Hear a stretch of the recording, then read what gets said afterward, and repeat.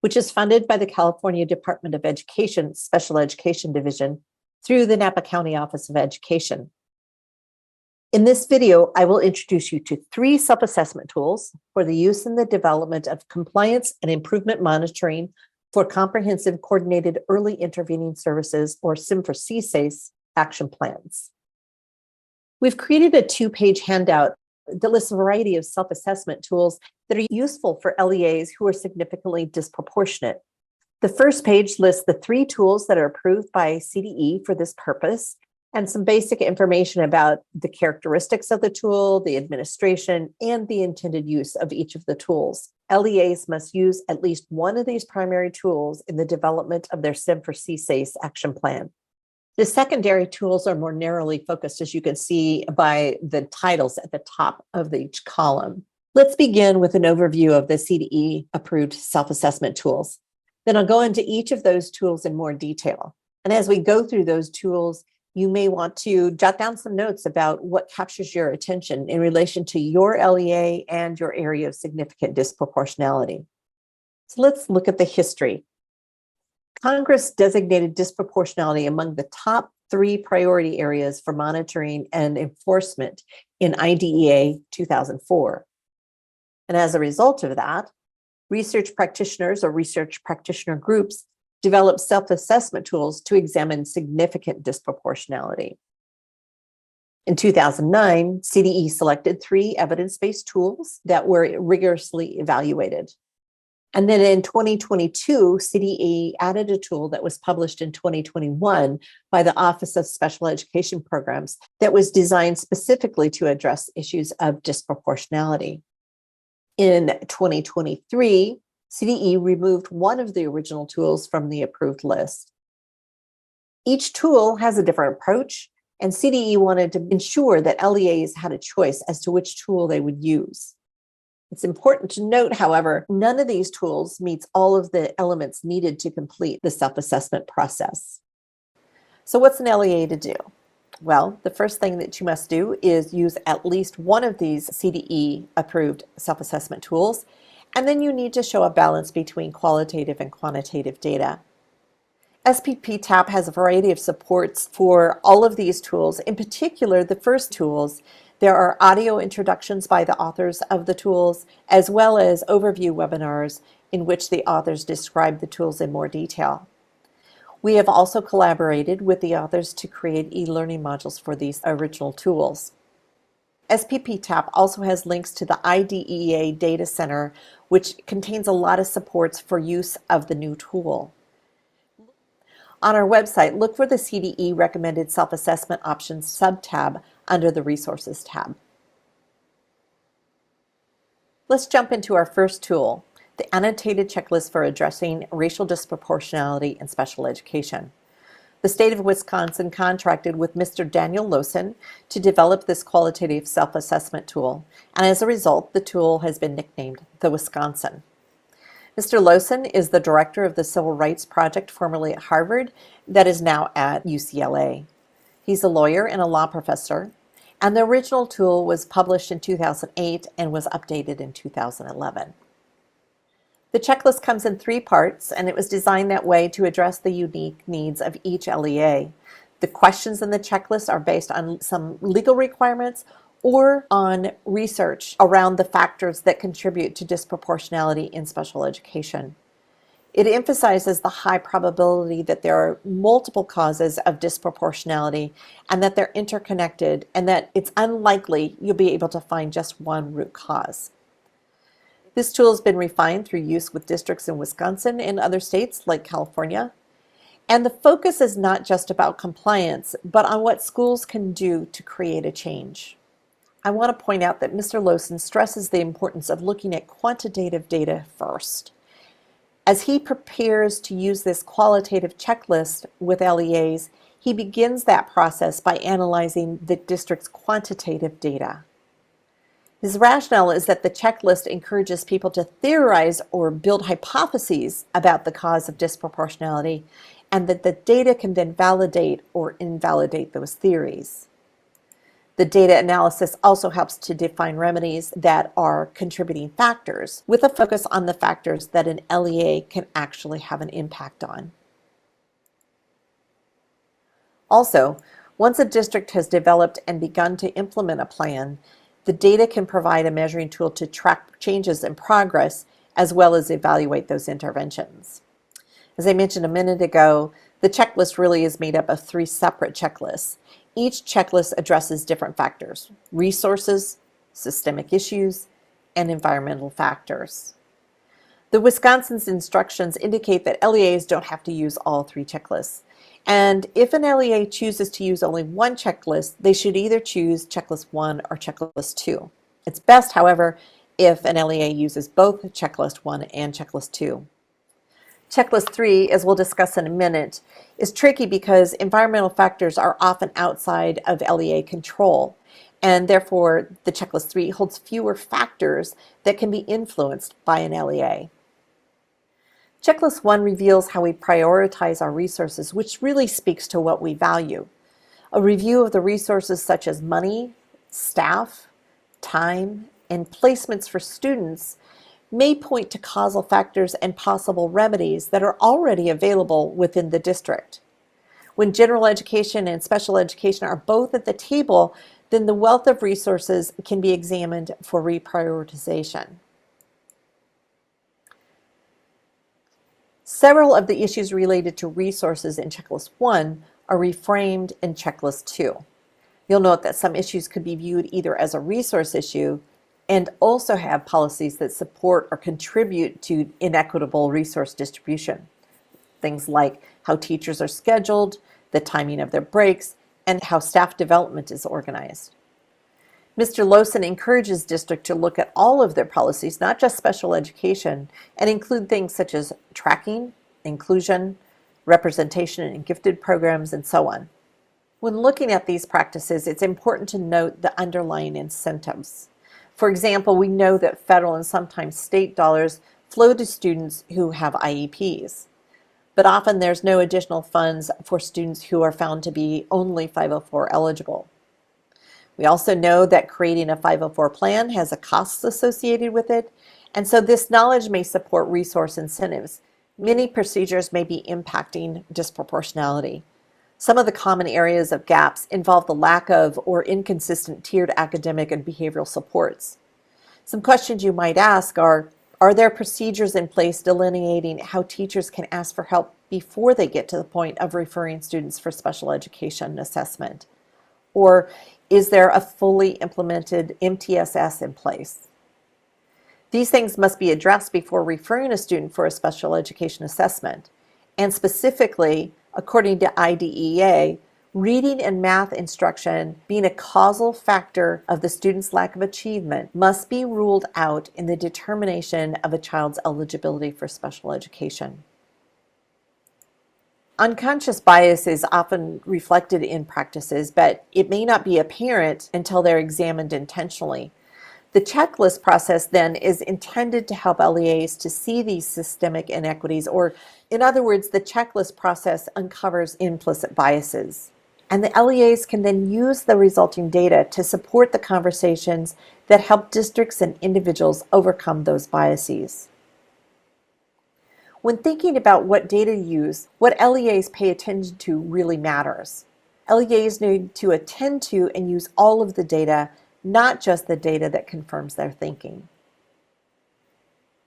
Questions in Checklist 3 can really get into blaming or finding fault.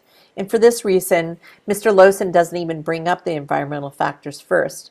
It can take up a lot of time, it can be very draining, and it can even prevent LEAs from getting to the real issues and what they may be contributing to disproportionality.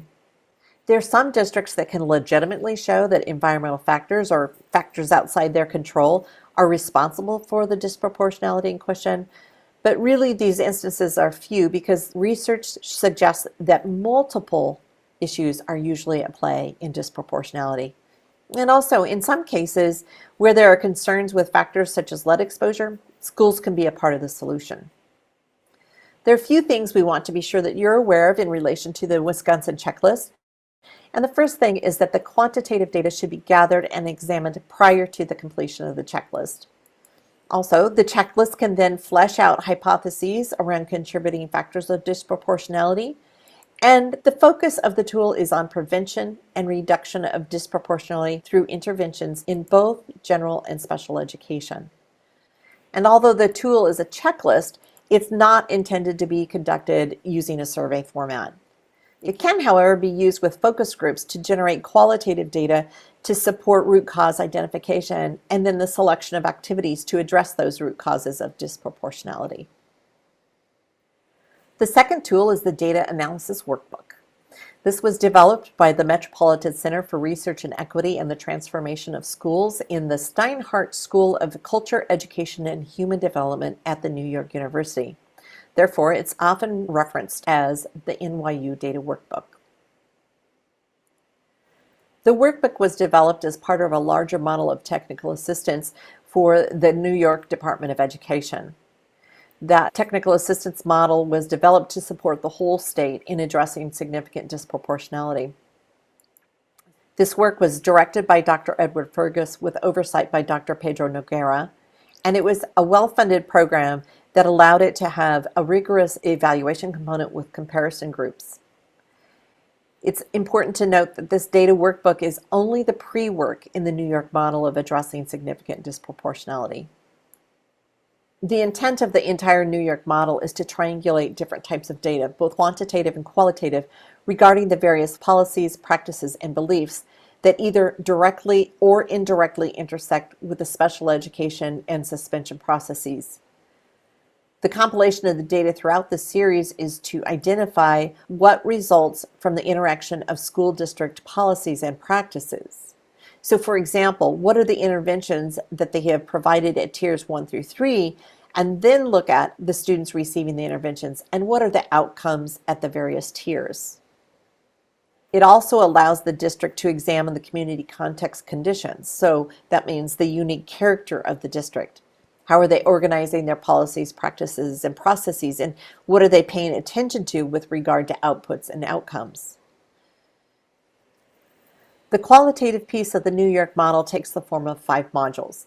In California, this qualitative piece may take the form of things like file reviews, empathy interviews, focus groups, and may utilize the qualitatively focused self-assessment tools that we're describing in this recording. The reason we focus on both qualitative and quantitative data is because quantitative data is only about outcomes, and qualitative data provide process and context information. Determining the root causes of disproportionality begins with an initial analysis of relevant school data. That's then followed by an in-depth exploration of their policies, practices, and beliefs behind those data. And then these policies, practices, and beliefs are then examined within the context of prior and long-standing research on the root causes of disproportionality. From this examination, each district's specific root causes of disproportionality can then be identified, and a plan can be created to address those root causes. Dr. Fergus wrote, "Solving Disproportionality and Achieving Equity, a Leader's Guide to Using Data to Change Hearts and Minds," as a way of combining the qualitative and quantitative pieces of the New York model into one place. This guide was published in 2016, and it even includes focus group questions and scenarios. The New York Data Workbook uses 3 different methods of looking at the data in order to get a more complete picture of the data. Each method has its strengths and weaknesses, and California, following the federal guidance, uses risk index and relative risk ratio to measure disproportionality and identify school districts with significant disproportionality. The classification rate identifies what rate or percentage of risk students of a particular racial or ethnic group have of being classified as students with disabilities. The classification rate is sometimes called the risk index, and that's because it measures the risk or chance that a student will be identified as a student with a disability. The risk index can also be used to calculate the chance that a student of a particular race or ethnicity will receive disciplinary actions. And Dr. Fergus encourages districts to look at positive uses of risk ratios as well. So, for example, the probability that a particular student will receive A's or B's, or that students will graduate, or that groups of students are in honors courses, college prep, or even extracurricular activities. In other words, we want to look at the LEA data using risk ratios to determine what is the likelihood that a student has a particular experience based solely on their race or ethnicity. Let's take a look at how the risk ratio is determined. The formula can look a little daunting at first, but when we put the numbers in, you'll see that it's really not that complicated. The risk ratio formula can be used to determine all types of risk for groups of students, and in this case, we'll use it for determining risk of students being identified as having a disability. The first calculation is to divide the students with disabilities who are in a specific racial or ethnic group by the total enrollment of students in the same racial or ethnic group times 100. The second calculation then is to divide the students with disabilities who are not in a specific racial or ethnic group by the total enrollment of students not in the same racial or ethnic group times 100. And finally, you divide the results of the first calculation by the results of the second calculation to get the risk ratio. That means the likelihood that students from a particular race or ethnicity will be identified as having a disability as compared to the rest of the students in that LEA. I find it helpful to have concrete examples. So the first step is that I've translated the generic formula into a formula that focuses on the risk for Hispanic students being identified as having a disability. So in the top line, we will divide the number of Hispanic students with disabilities by the total enrollment of Hispanic students and multiply that result by 100. In the bottom line, we will divide the total number of students with disabilities except for Hispanic students by the total enrollment of all students except for Hispanic students and multiply the result by 100. We'll then divide the results of line 1 by the results of line 2 to get the risk ratio for the likelihood that Hispanic students are identified as having a disability as compared to the rest of the students. Let's put some numbers to the formula to make it even more concrete. I've utilized an LEA's datasheet for significant disproportionality from CDE to develop the table on screen. We're going to first look at the numbers for the Hispanic students in the orange column. And in the top line, we'll divide the number of Hispanic students with disabilities, 176, by the total enrollment of Hispanic students, 1,605, and we're going to multiply that result by 100 to get 10.97. Now let's look at the red column, which is the total students except for the Hispanic students. And in the bottom line, we're going to divide the total number of students with disabilities except for the Hispanic students, which is 129, by the total enrollment of all students except Hispanic students, which is 5,237, and we're going to multiply that result by 100 to get 2.46. So in this case, 10.97% of Hispanic students are identified as students with disabilities as compared to 2.46% of students of all other races or ethnicities in this LEA. If you divide the 10.97 by the 2.46, that gives you a risk ratio of 4.45. In other words, Hispanic students in this LEA are nearly 4.5 times as likely to be identified as a student with a disability in this LEA than other students in this LEA. So now that you know how to calculate a risk ratio, let's get back to the New York Data Workbook. As with Mr. Lawson's approach, Dr. Fergus states that quantitative data is needed prior to making hypotheses about the cause or causes of significant disproportionality. And with the New York Data Workbook, all of the quantitative data should be converted to risk ratios before the hypothesizing begins. As the brief example of how to calculate a risk index demonstrated, risk indexes are needed to uncover the disproportionate experiences of students based on race and ethnicities across the educational environment. And if the district uses the workbook properly, they should look at more than just special education. Just as we learned from Mr. Lawson's work, contributing factors can be found in general education, and broad examination of data reveal potential contributing factors. If LEAs look at their data narrowly, they'll only see narrow patterns, explanations, or hypotheses. Many LEAs choose to use both of these tools just described because they complement each other so well. The final CDE-approved self-assessment tool is the Success Gaps rubric. It was developed by the IDEA Data Center, or IDC, and it was published under a grant from the U.S. Department of Education Office of Special Education Programs. As I mentioned earlier, the rubric is the newest self-assessment tool, having been published in June 2021. It's designed to help any school district or school identify the root causes for success gaps. So what is a success gap? A success gap is a difference in one or more outcome measures between groups of children in a district or school. So an identified success gap indicates the educational program a district or school offers is not meeting the needs of all groups of children. Why does that matter? Well, when success gaps are allowed to continue, these gaps often result in poor outcomes for children in the affected groups. These poor outcomes may include increased dropout and lower graduation rates, lack of achievement in reading or math, increased likelihood of identification of a disability, or increased likelihood of disciplinary actions. Gaps can exist between different racial or ethnic groups or relate to factors such as disability, English learner status, migrant status, and other factors. Addressing success gaps requires a close look at issues of equity, inclusion, and opportunity, and it's important to conduct this in-depth analysis across all groups of children throughout a school or district, especially those who are struggling academically or behaviorally. Before beginning this rubric, your equity team must clearly identify their success gap. So the success gap statement should describe the group of children experiencing the success gap, the outcome area where the success gap is occurring, and data about that gap.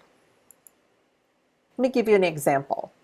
In the Jonesboro School District, 40% of the children who are Hispanic are identified as having a disability in 4th and 8th grades, while 10% of all other races and ethnicities are identified as having a disability. I encourage you to look at the Success Gaps Toolkit for more detailed information on creating a success gap statement. You can find a link to that on our website. It's also worth noting that the Success Gaps Toolkit refers to an equity team, which includes staff, family, student, and community members.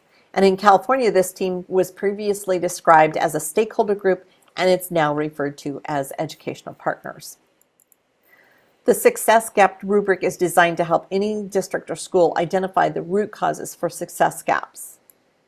The authors point out that addressing the success gap is the responsibility of the adult professionals in the district or school, not the children or their families.